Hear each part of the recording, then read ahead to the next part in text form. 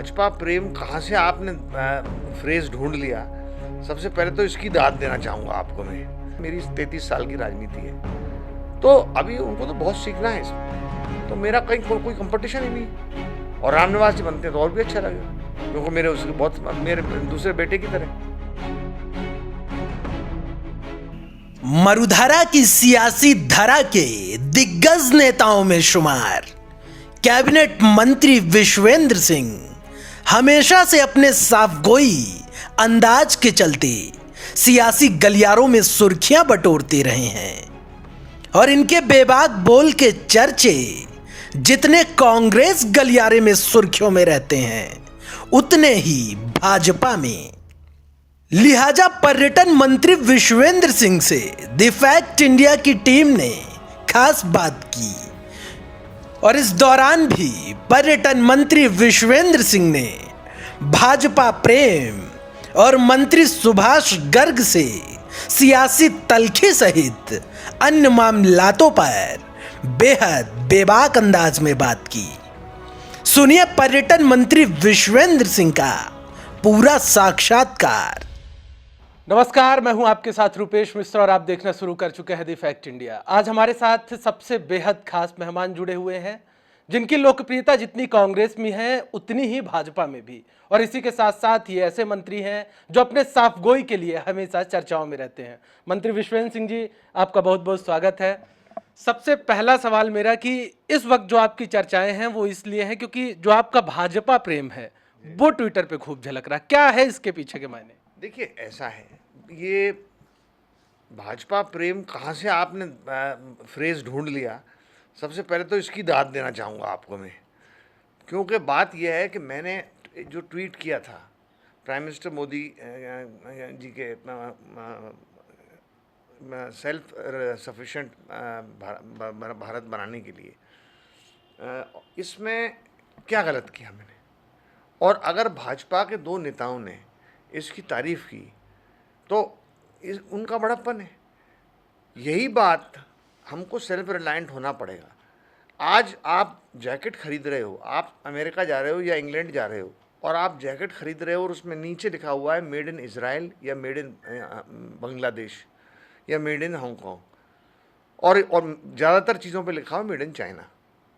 तो अपन भारत में अपने सेल्फ रिलायंट क्यों नहीं हो सकते। यही बात सरदार वल्लभ भाई पटेल जी ने कही थी, जो कांग्रेस में है होम मिनिस्टर थे। यही बात पंडित नेहरू जी ने कही, जो प्राइम मिनिस्टर कांग्रेस के रहे। यही बात मैडम श्रीमती इंदिरा गांधी जी ने कही। यही बात प्राइम मिनिस्टर राजीव गांधी जी ने कही। यही बात हमारी अध्यक्षा सोनिया गांधी जी कह रही हैं।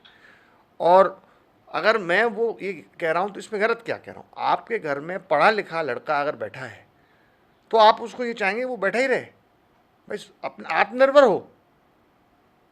तो अगर हम लोग आत्मनिर्भर जब तक नहीं बनेंगे, उससे जॉब जनरेशन भी होगा, उससे हमको प्रोडक्टिविटी बढ़ेगी, एम्प्लॉयमेंट इतना ज़्यादा बढ़ेगा और प्रॉस्पेरिटी बढ़ेगी, इकोनॉमी बढ़ेगी।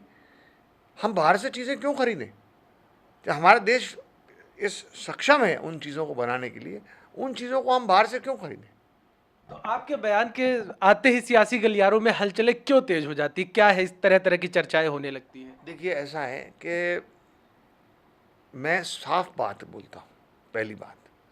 दूसरी बात यह है, जो मेरे मन की बात है वो किसी को अच्छी लगे या बुरी लगे, उसको मैं कहकर ज़रूर कहता हूँ, क्योंकि जनता के लिए हम जिम्मेदार हैं। जनता ने हमको चुनकर भेजा है सही बात कहने के लिए, और अगर मैंने कोई बात कही है इसमें कुछ गलत तो कहा नहीं। इसमें तो हमारी खुद के पार्टी ने के लीडरशिप ने ये बात कही है। अब जैसे आप भाजपा प्रेम की बात करते हैं, बड़े दुख की बात है कि 2 दिन तक बसें खड़ी रहीं। हम पैसा दे रहे थे, राजस्थान सरकार मतलब कांग्रेस पार्टी पैसा दे रही थी, और फिर भी उन्होंने इतने लोग वापस 1500 बसें खड़ी रहीं और वापस कर दी वो बसें। तो आप जो भाजपा प्रेम जो कह रहे हैं ये बिल्कुल गलत, ये लोग काल्पनिक है। और आधी टाइम तो लोग मेरे जो स्टेटमेंट्स हैं उनको पॉलिटिकली ले जाते हैं, क्योंकि मैं सीधा बोलने वाला आदमी हूँ और जो मेरे दिल में है वो बाहर है। मंत्री जी, मेरा एक सवाल ये भी था कि यदि मेवात की सियासत की बात की जाए तो आप वहाँ के दिग्गज नेताओं में शुमार हैं, लेकिन आपके और सुभाष गर्ग जी के बीच की जो तल्खियां हैं वो सामने आने लगती हैं। बस वाले प्रकरण में भी जिस प्रकार से देखने को मिला, इसके पीछे क्या कारण मानते हैं आप? देखिए, बस वाले प्रकरण में तो कुछ नहीं मिला। मेरा बॉर्डर था लीग में, जब बसें खड़ी थी, गांव वालों ने फ़ोन किया कि साहब ये बस वाले खड़े हैं, हमने उनको खाना तो दे दिया, पैकेट्स तो आ गए हैं, लेकिन ये कब तक खड़ी रहेंगी, क्योंकि हमारे यहाँ गाँव में एक केस हो चुका है। हम नहीं चाहते यहाँ भीड़ लगे, वहाँ कम से कम 100 बसें खड़ी थी। और जहाँ तक सुभाष गर्ग जी का मामला है, वो RLD से हैं, फर्स्ट टाइमर हैं, और मेरा ये 6th टर्म है। 3 बार सांसद रह चुका, 3 बार विधायक रह चुका, और ज़िला प्रमुख रह चुका। मेरी 33 साल की राजनीति है, तो अभी उनको तो बहुत सीखना है इसमें, तो मेरा कहीं कोई कंपटीशन ही नहीं। बिल्कुल ठीक कहा आपने। और जो हमारे पास सूत्रों से एक खबर आई वो ये आई कि रामनिवास गावड़िया, आप सार्वजनिक तौर पे रामनिवास गावड़िया का व्यक्तिगत तौर पे समर्थन करते हैं, उनकी जो राजनीति में आने की क्षमता है उसकी भी आप सार्वजनिक रूप से तारीफ करते रहे हैं। अब खबर ये आ रही कि आप उन्हें RTDC के चेयरमैन के तौर पर देखना चाहते हैं, क्या ये बात सच है? देखिए, ऐसा है, RTDC का चेयरमैन कौन बनेगा ये मुख्यमंत्री जी डिसाइड करते हैं, और RTDC एक कॉरपोरेशन है। कॉरपोरेशन का मुख्य चेयरमैन कौन बनेगा, ये मंत्री का मामला नहीं है, ये केवल डायरेक्ट CM का मामला है। जहाँ तक रामनिवास जी का बात है, नए लोगों को आगे बढ़ाना हम लोगों का काम है।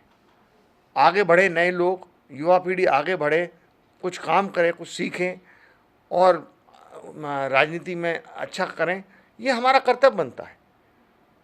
यदि रामनिवास RTDC के चेयरमैन बनते हैं तो आपको अच्छा लगेगा? जो भी चेयरमैन बनते हैं RTDC का अच्छा लगेगा मुझे, और रामनिवास जी बनते हैं तो और भी अच्छा लगेगा, क्योंकि मेरे दूसरे बेटे की तरह। बिल्कुल ठीक कहा आपने। लेकिन मेरा एक सवाल, ये अंतिम सवाल होगा मेरा और आखिरी, कि हनुमान बेनीवाल अभी हाल ही में उन्होंने एक ट्वीट किया था और उन्होंने ये कहा था कि विश्वेंद्र सिंह जी के अंदर काफ़ी अनुभव, काफ़ी सियासत की काबिलियत है, लिहाजा उन्हें पर्यटन महकमे से ऊपर उठा के बिजली पानी जैसे महत्वपूर्ण विभाग सौंपने चाहिए। क्या कहेंगे इस पर? देखिए, पहली बार तो मेरे उनके बहुत पुराने संबंध हैं, और जब वो MLA नहीं थे, जब भी, उससे पहले भी मेरे संबंध रहे, 20 साल से संबंध हैं। और उन्होंने जो बात कही तो कुछ सोच समझ के ही कही होगी, और उनका मैं बहुत सम्मान करता हूँ।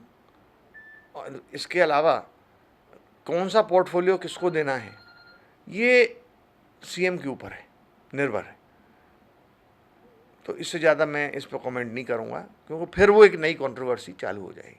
विपक्षी आपके खासा मुरीद रहते हैं, फिर चाहे पुनिया हो, बेनीवाल हो, कटारिया हो, सब आपकी तारीफें करते हैं। क्या मानते हैं, विपक्षियों को क्या कहना चाहेंगे? मैं तो सबको धन्यवाद देना चाहूँगा। सबका स्नेह आशीर्वाद बना रहे, बुज़ुर्गों का आशीर्वाद बना रहे, साथियों का स्नेह बना रहे। और मैंने कभी दलगत राजनीति नहीं करी, मैंने संकीर्ण सोच नहीं रखी, और मैंने किसी भी कि चाहे वो कोई भी मुख्यमंत्री रही हूँ, वसुंधरा जी के साथ भी मैंने काम किया है, उनका पॉलिटिकल एडवाइज़र रहा हूँ, गहलोत साहब के साथ भी काम कर रहा हूँ, और सबके साथ ईमानदारी से, वफादारी से मैंने अपना कर्तव्य का निर्वहन किया है। तो ये थे मंत्री विश्वेंद्र सिंह, जिस साफगोई के लिए ये जाने जाते हैं, उसी साफगोई के साथ इन्होंने हमें साक्षात्कार भी दिया और साफ साफ कहा कि ये राजनीति में पूरी साफगोई के साथ रहते हैं और हरदम जो इनके दिल में जो बयान होता है उसे ही देते हैं, क्योंकि ये दलगत राजनीति पर यकीन नहीं रखते हैं। कैमरा पर्सन हेमंत के साथ मैं Rupesh Mishra, the fact India, Jaipur.